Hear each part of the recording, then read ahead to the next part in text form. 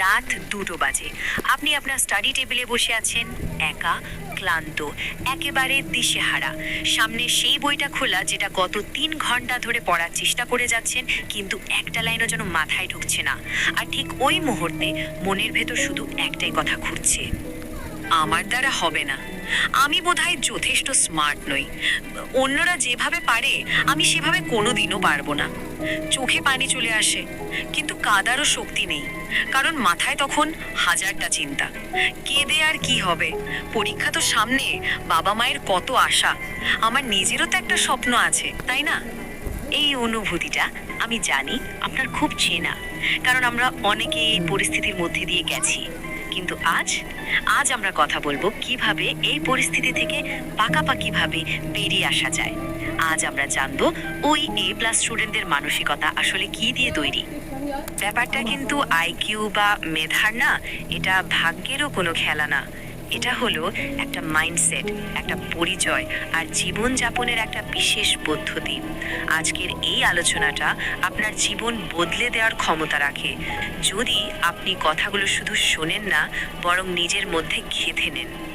আচ্ছা, তাহলে চলুন একদম গভীরে যাওয়া যাক। দেখুন, আমি এখানে কোনো ফাঁকা মোটিভেশনাল ভাষণ দিতে আসিনি। তুমি পারবেই, এই ধরনের কথা শুনে রাতারাতি কিছু বদলায় না। না, আজ আমরা মুখোমুখি হব কিছু নির্মম সত্যের। প্রথম সত্যটা হলো, A+ পাওয়া ছাত্রছাত্রীরা কিন্তু আলাদা কিছু করে না, তারা একই কাজটা একটু ভিন্নভাবে করে। একটু ভালো করে ভাবুন তো, একজন A+ স্টুডেন্ট আর একজন সাধারণ স্টুডেন্ট, দুজনেই কিন্তু একই বই পড়ে, একই শিক্ষকের কাছে পড়ে, সিলেবাসও এক, আর সময় দুজনের জন্যই দিনে 24 ঘন্টা। তাহলে পার্থক্যটা ঠিক কোথায়? পার্থক্যটা হলো মানসিকতায়। একজন সাধারণ ছাত্র ক্লাসে শুধু বসে থাকে, মানে উপস্থিত থাকে, আর একজন A+ ছাত্র ক্লাসে সক্রিয়ভাবে অংশগ্রহণ করে। একজন শুধু বই পড়ে, অন্যজন সেই বইটা পুরোপুরি আত্মস্থ করে, প্রশ্ন করে আর বিষয়গুলোর মধ্যে সংযোগ খোঁজার চেষ্টা করে। এবার আসি দ্বিতীয় সত্যে, যেটা হয়তো আপনার এতদিনের ধারণাই বদলে দেবে। হ্যাঁ, আপনি ঠিকই শুনেছেন, অনুপ্রেরণা বা মোটিভেশন হলো একটা খুব সুন্দর মিথ্যা, যা আমরা প্রায় নিজেদের বলি। আমার মোটিভেশন আসছে না, তাই পড়তে পারছি না, আগে মোটিভেটেড ফিল করি তারপর পড়তে বসবো। এটা একদম ভুল, পুরোপুরি ভুল একটা ধারণা। A+ স্টুডেন্টরা মোটিভেশন আছে বলে পড়তে বসে না, তারা পড়ে কারণ তাদের ডিসিপ্লিন বা শৃঙ্খলা আছে। দেখুন, মোটিভেশন হলো একটা অনুভূতির মতো, যা আজ আছে কাল নেই, অনেকটা আবহাওয়ার মতো। কিন্তু ডিসিপ্লিন বা শৃঙ্খলা হলো একটা সিদ্ধান্ত, যা আপনাকে প্রতিদিন নিতে হয়। যাদের ভরসা মোটিভেশন, তারা শুধু তখনই পড়ে যখন তাদের ভালো লাগে, কিন্তু যারা শৃঙ্খলাবদ্ধ, তারা তখনও পড়ে যখন তাদের এক ফোঁটাও পড়তে ইচ্ছে করে না।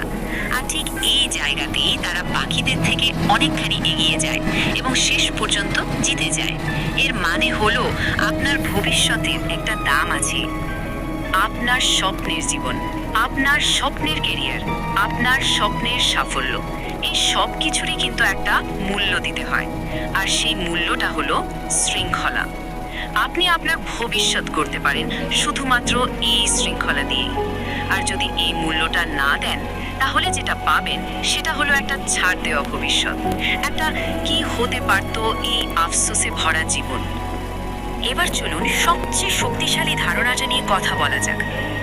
বেশিরভাগ ছাত্রছাত্রী লক্ষ্যের দিকে মনোযোগ দেয়, যেমন আমি A+ পেতে চাই বা আমাকে টপার হতে হবে। এটা ভালো, কিন্তু এটাই সব কিছু না। কারণ লক্ষ্য আপনাকে বলে আপনি কি চান, কিন্তু আপনার পরিচয় বা আইডেন্টিটি বলে দেয় আপনি আসলে কে। আর বিশ্বাস করুন, পরিচয় লক্ষ্যের চেয়ে অনেক বেশি শক্তিশালী। একটু মন দিয়ে শুনুন, একজন সাধারণ ছাত্র বলে আমি A+ পেতে চাই, আর একজন A+ ছাত্র নিজেকে বলে আমি সেই ধরনের ছাত্র যে A+ পায়।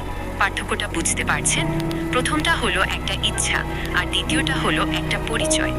যখন আপনি বলেন আমি চাই, তখন ব্যাপারটা বাইরের, কিন্তু যখন বলেন আমি হলাম সেই ধরনের মানুষ, তখন ব্যাপারটা ভেতর থেকে আসে এবং আপনার সমস্ত কাজকে ভেতর থেকে নিয়ন্ত্রণ করে। এখন প্রশ্ন হলো, এই পরিচয়টা তৈরি করব কিভাবে? উপায়টা খুব সহজ। আপনাকে প্রতিদিন ছোট ছোট কাজের মাধ্যমে নিজেকে প্রমাণ করতে হবে। যখনই কোনো সিদ্ধান্ত নেবেন, নিজেকে শুধু একটা প্রশ্ন করুন, একজন A+ ছাত্র এই পরিস্থিতিতে কি করত? সে কি আরো 10 মিনিট ফোনটা দেখতো, নাকি বইটা খুলে বসতো? আর প্রতিদিন একটা ছোট ডায়েরিতে লিখুন, আজ আমি প্রমাণ করেছি যে আমি একজন A+ ছাত্র। কারণ এই ছোট ছোট প্রমাণগুলোই ধীরে ধীরে আপনার বিশ্বাসকে পাথরের মতো শক্ত করে তুলবে। আর এই বদলে যাওয়ার পথে একটা কথা সব সময় মনে রাখবেন, যখন পড়তে কষ্ট হবে, যখন মনে হবে আর পারছেন না, তখন নিজেকে বলুন ঠিক আছে, কারণ এই কষ্টটাই প্রমাণ করে যে আপনি উন্নতি করছেন। এই অস্বস্তিটাই আপনাকে আপনার লক্ষ্যের দিকে আরো এক ধাপ এগিয়ে দিচ্ছে। যন্ত্রণা আপনার শত্রু নয়, যন্ত্রণা হলো আপনার ব্যক্তিগত প্রশিক্ষক, যে আপনার ভেতর থেকে সেরা সংস্করণটা বের করে আনছে। আমরা এই আলোচনার প্রায় শেষের দিকে চলে এসেছি, কিন্তু আপনার আসল যাত্রা সেটা এখন শুরু হবে। আমি আপনাকে একটা চ্যালেঞ্জ দিতে চাই। আজ থেকে আগামী 30 দিন আপনাকে একজন A+ ছাত্রের রুটিন অক্ষরে অক্ষরে পালন করার চ্যালেঞ্জ নিতে হবে। নিয়মগুলো খুবই সহজ। 1, প্রতিদিন সকালে উঠে নিজের পরিচয় ঘোষণা করা। 2, একজন A+ ছাত্রের সিস্টেম ফলো করা, মানে গভীর মনোযোগ দিয়ে কাজ করা এবং দিনের শেষে সেটা পর্যালোচনা করা। 3, কোনো অজুহাত চলবে না। শরীর ক্লান্ত লাগুক, মন খারাপ থাকুক বা কাজটা কঠিন মনে হোক, আপনাকে কাজটা করতেই হবে।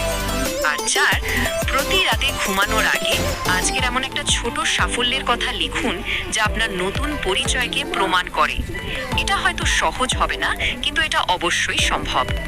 সব সময় মনে রাখবেন, আজকের শৃঙ্খলা মানে আগামীকালের স্বাধীনতা, আজকের যন্ত্রণা মানে আগামীকালের গর্ব, আর আজকের ত্যাগ মানে আগামীকালের নিশ্চিত সাফল্য।